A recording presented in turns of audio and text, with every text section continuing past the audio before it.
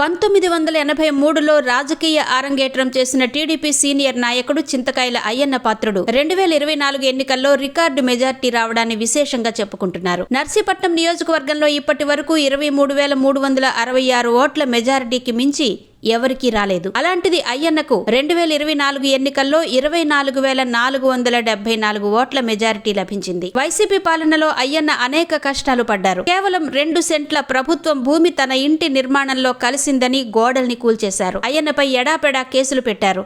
అయ్యన్న సతీమణి పద్మావతిని అవమానించారు. వైసీపీ దురాగతాలను తనదైన భాషలో ఎండగట్టడం అయ్యన్న చేసిన తప్పు. అయితే ప్రజలంతా గమనించారు. జగన్ నియంతృత్వ పాలనకు చరమగీతం పలకాలి అనుకున్నారు. దాని ఫలితమే అయ్యన్నకు మంచి మెజారిటీ ఇచ్చి గెలిపించారు. 1983లో కేవలం 992, 1985లో 811 ఓట్ల మెజార్టీతోనే అయ్యన్న గెలుపొందారు. టీడీపీ ఆవిర్భావం నుంచి అయ్యన్న ఆ నియోజకవర్గం నుంచే పోటీ చేసుకుంటూ వస్తున్నారు. టీడీపీ కష్టకాలంలో ఉన్నప్పుడు కూడా అయ్యన్నే పార్టీకి వెన్నుదన్నుగా ఉన్నారు.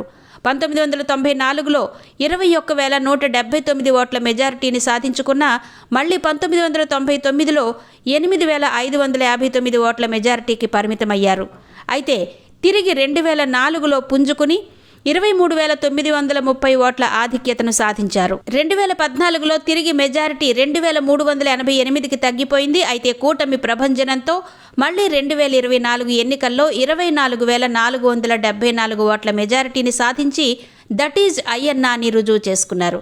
ఇప్పటి వరకు అయ్యన్న 10 సార్లు అసెంబ్లీకి, ఒకసారి పార్లమెంటుకు పోటీ చేశారు.